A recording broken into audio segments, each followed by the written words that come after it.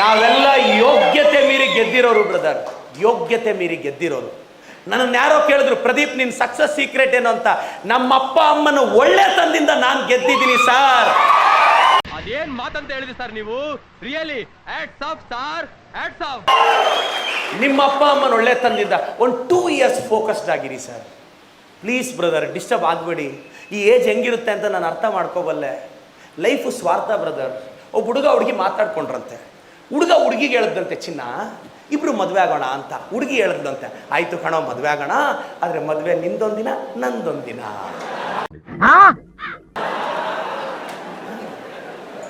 ಇಲ್ಲೆಲ್ಲ ಸ್ವಾರ್ಥ brother. I love you ಅನ್ನೋ ಪದದಲ್ಲಿ ಐ ಫಸ್ಟ್ ಇರುತ್ತೆ, ಯು ಲಾಸ್ಟ್ ಇರುತ್ತೆ ಬ್ರದರ್. ಮೀ ಟು ಅಲ್ಲಿ ಮೀ ಫಸ್ಟ್ ಇರುತ್ತೆ, ಟು ಲಾಸ್ಟ್ ಇರುತ್ತೆ ಬ್ರದರ್.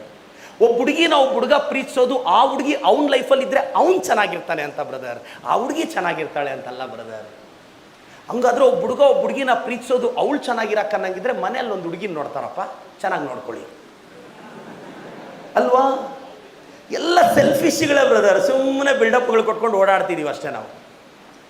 ಸ್ಪೀಡ್ ಇರಬೇಕಾಗಿರೋದು ಫೀಲ್ಡಲ್ಲೋ ಎನ್ಫೀಲ್ಡಲ್ಲ.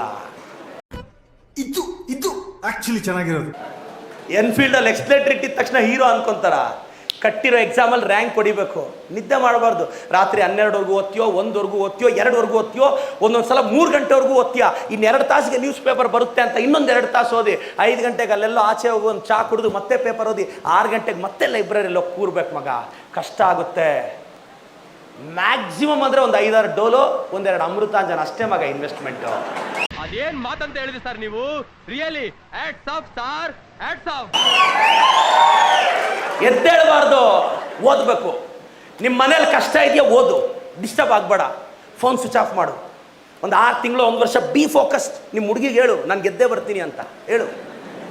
ಸಾಯ್ಬೇಡ.